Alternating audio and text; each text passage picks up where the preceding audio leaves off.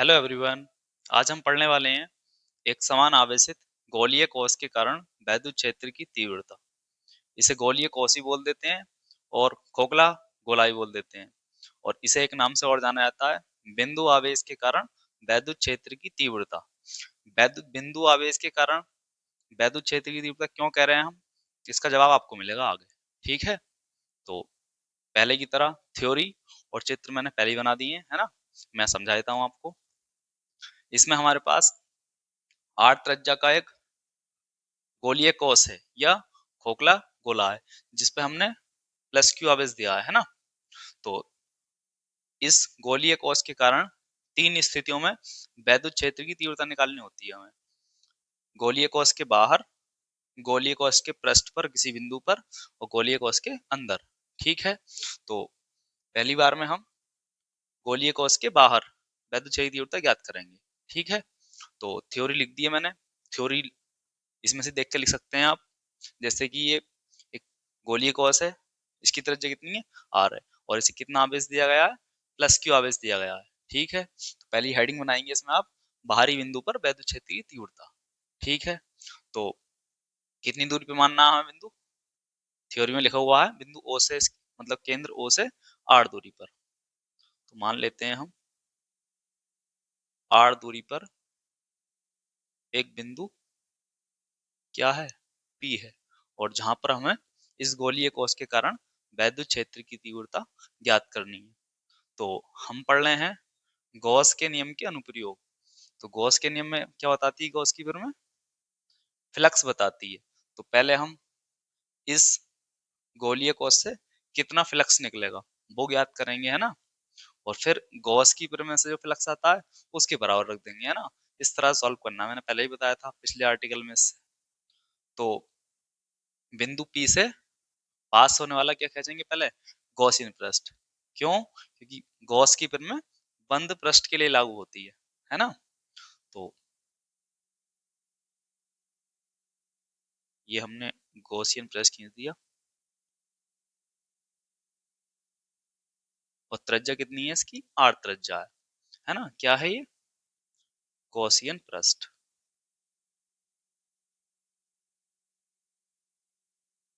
ठीक है, अच्छा गॉसियन पृष्ठ गोलीय क्यों है, क्योंकि ये क्या है, गोलीय कोश है। तो गोलीय कोश का जो गॉसियन पृष्ठ होगा वो भी गोलीय ही होगा।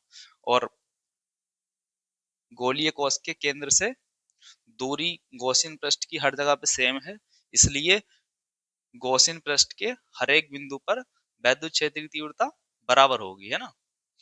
तो पहले हम क्या करेंगे, बिंदु पी पे एक छोटा सा क्षेत्रफल अवयव मान लेंगे हम। तो मान लेते हैं क्षेत्रफल अवयव है, उसका नाम हम डी दे देते हैं। और इसकी दिशा किधर होगी, बाहर की तरफ। और ये गोलीय कोश पॉजिटिवली आवेशित है, तो इसके कारण जो वैद्युत क्षेत्र होगा वो भी बाहर की तरफ होगा। तो दोनों क्षेत्रफल वेक्टर और वैद्युत क्षेत्र की दिशाएं कैसी हैं, दोनों सेम है बाहर की तरफ। तो एंगल इन दोनों के बीच में कितना होगा, जीरो होगा। इस बात को हम आगे यूज करेंगे। ठीक है, तो पहले हम ये क्षेत्रफल अवयव है, इससे निकलने वाला फ्लक्स निकालेंगे, फिर उसका समाकलन कर देंगे पूरे पृष्ठ से निकालने के लिए फ्लक्स को। ठीक है, तो थ्योरी लिख दिया हमने, क्षेत्रफल अवयव डीए से निकलने वाला वैद्युत फ्लक्स कितना होगा वो, जब छोटा पृष्ठ है तो फ्लक्स भी कम ही होगा, है ना। तो उसको दिखाते हैं हम डी फाई ई से। Formula vector E dot vector D. तो डॉट हटेगा तो क्या आएगा, कॉस थीटा। और थीटा क्या है यहाँ पर, 0 डिग्री। क्यों है 0 डिग्री, क्योंकि वेक्टर ई और वेक्टर डी एक ही दिशा में है। जब एक ही दिशा में है तो इनके बीच का कोण हो जाएगा 0। तो ये हो जाएगा ई डी ए कॉस 0। और कॉस 0 की वैल्यू कितनी होती है, 1 होती है।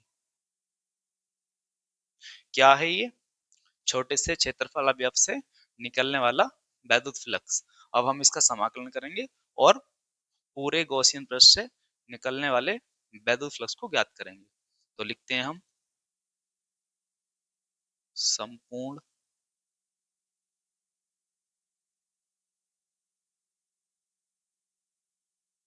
गॉसियन पृष्ठ से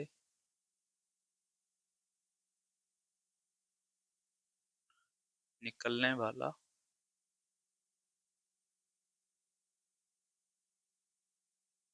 वैद्युत फ्लक्स। तो क्या करेंगे, इसका समाकलन करेंगे, है ना। तो ये हो जाएगा फाई ई, और इसका समाकलन करेंगे आप ई डी ए। और अभी मैंने पहले ही बताया था आपको, गॉसियन पृष्ठ के हर एक बिंदु पर वैद्युत क्षेत्र की तीव्रता सेम होती है, तो ये कांस्टेंट होगी, तो ये समाकलन से बाहर आ जाएगी। फाई ई बराबर ई डी ए, और डी ए क्या है, छोटे से क्षेत्रफल का क्षेत्रफल, है ना। तो समाकलन कर देंगे तो ये किसका क्षेत्रफल हो जाएगा, पूरे गॉसियन पृष्ठ का। अच्छा, पूरा गॉसियन पृष्ठ किस आकार का है, गोले के आकार का। तो गोले का पृष्ठीय क्षेत्रफल कितना होता है, याद होगा आपको, 4 पाई r² होता है ना। और जो गॉसियन पृष्ठ है उसकी त्रिज्या कितनी है, r है, इसलिए यहाँ पे हमने छोटा वाला r लिया है। तो इसकी वैल्यू यहाँ पे रख देंगे आप, हो जाएगा फाई ई इंटू 4 पाई r²। इसको आप समीकरण नंबर 1 मान लेंगे। ठीक है, क्या है ये, पूरे गॉसियन पृष्ठ से निकलने वाला वैद्युत फ्लक्स। अब क्या करेंगे हम, गॉस की प्रमेय का यूज करेंगे। तो लिखते हैं यहाँ पे हम गॉस की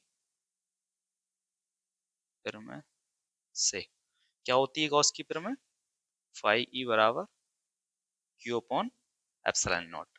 ठीक है, इसको आप समीकरण नंबर 2 का नाम दें। समीकरण 1 और समीकरण 2 क्या बताती हैं, फ्लक्स बता रही है ना। तो दोनों फ्लक्स हैं तो दोनों बराबर होंगे, तो इनको बराबर रख देते हैं।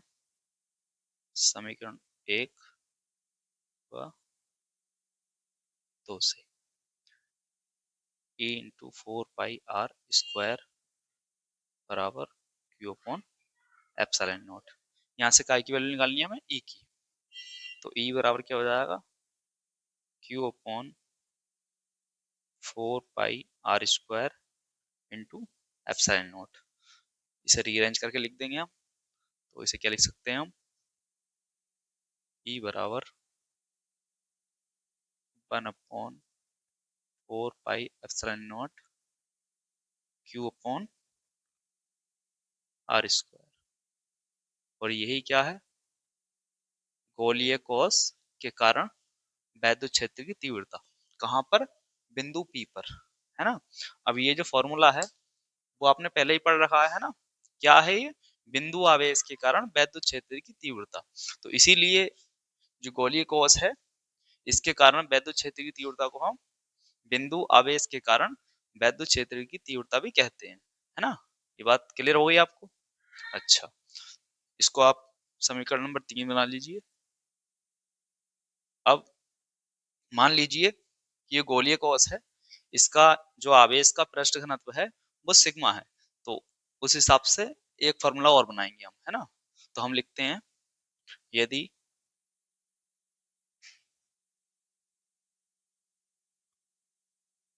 गोलीय कोष पर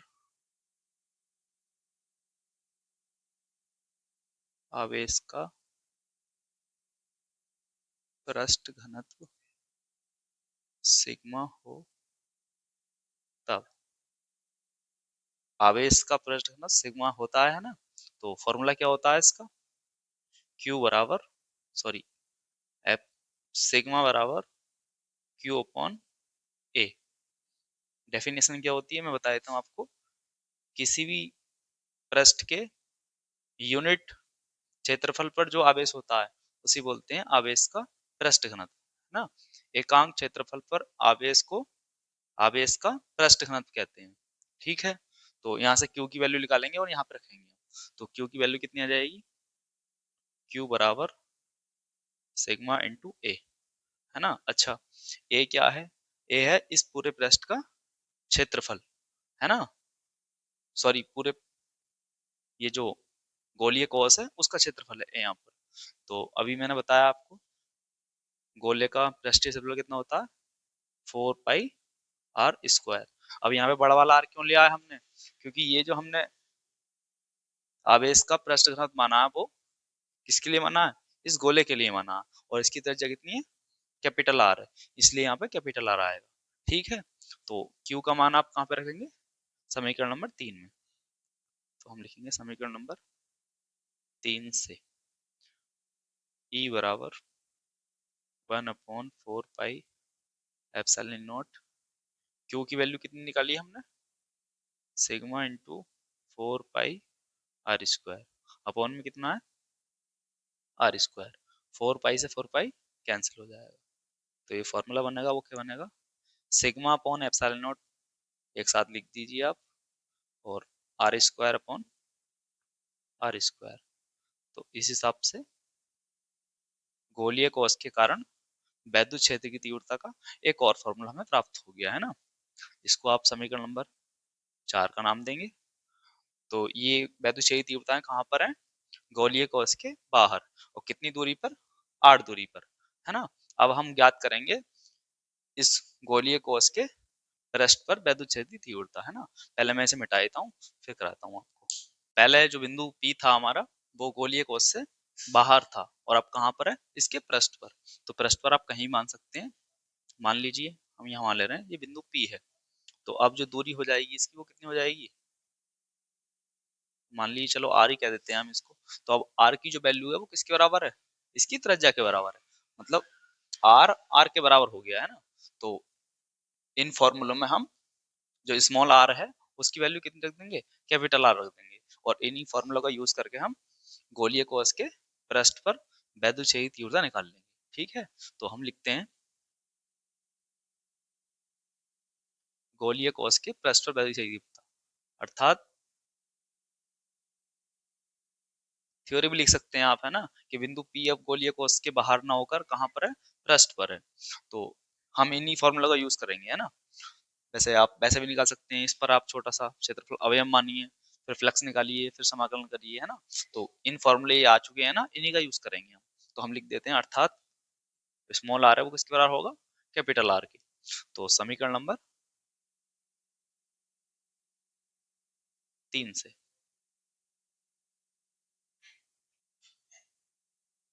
E बराबर 1/4 pi epsilon naught Q upon R की वैल्यू कितनी रखी थी, कैपिटल आर, स्क्वायर है तो यहाँ पे स्क्वायर हो जाएगा। ठीक है, ये क्या है, गोलीय कोश के पृष्ठ पर वैद्युत क्षेत्र की तीव्रता, और इसी तरह से स्मॉल आर की वैल्यू कैपिटल आर कहाँ पे रखेंगे हम, समीकरण नंबर 4 में। तो लिखिए आप समीकरण नंबर 4 से E बराबर 1/4 pi epsilon naught, sorry sigma upon epsilon naught R square, और स्मॉल आर की क्या रखना है आपको, कैपिटल आर। तो ये आर स्क्वायर से आर स्क्वायर कैंसिल हो जाएगा, तो ई बराबर क्या जाएगा, सिग्मा अपॉन एप्सिलॉन नॉट। ठीक है, तो एक फॉर्मूला ये आ गया हमारा, ये भी क्या है, गोलीय कोश के पृष्ठ पर वैद्युत क्षेत्र की तीव्रता। अब बात करते हैं इसके अंदर किसी बिंदु पर वैद्युत क्षेत्र की तीव्रता, है ना, उसके लिए आप चित्र बना सकते हैं। चित्र कैसे बनाएंगे आप, तो चलिए दूसरा चित्र बना देता हूँ मैं। पहले हेडिंग बनाएंगे आप, कोस के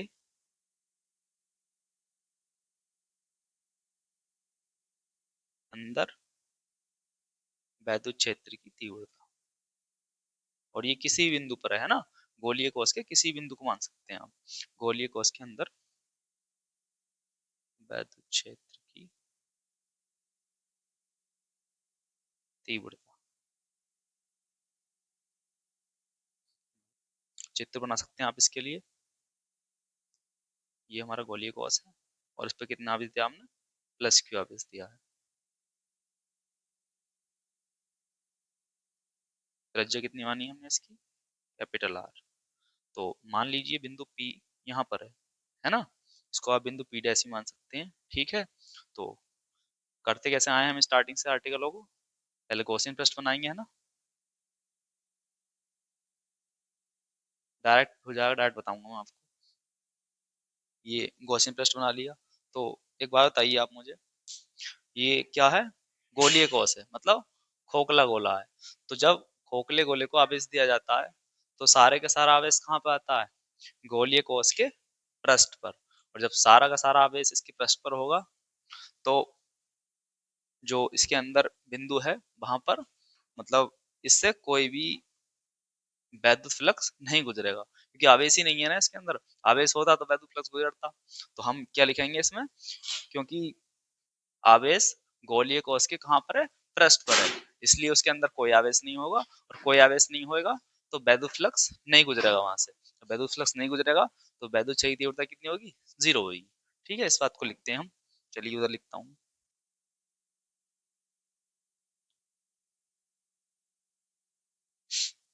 क्या लिखेंगे आप? चूंकि गोलीय कोश को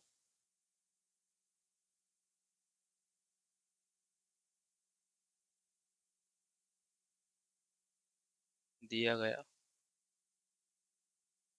कुल आवेश कहाँ पर आएगा? गोलीय कोश के पृष्ठ पर।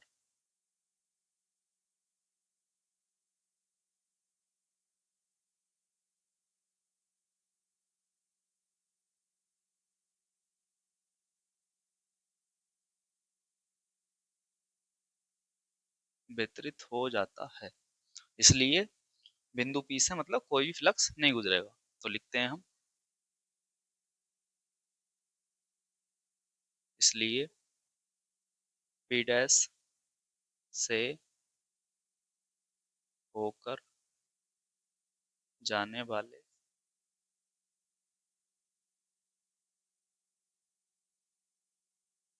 गॉसियन पृष्ठ से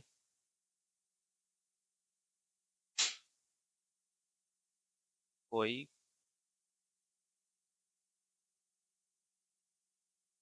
वैद्युत फ्लक्स नहीं गुजरेगा। अर्थात वैद्युत फ्लक्स कितना होगा? जीरो होगा। तब जो वैद्युत क्षेत्र की तीव्रता है वो भी कितनी हो जाएगी? जीरो हो जाएगी। है ना? इस बात को आप अपने शब्दों में लिख सकते हैं किसी भी तरह से। ठीक है।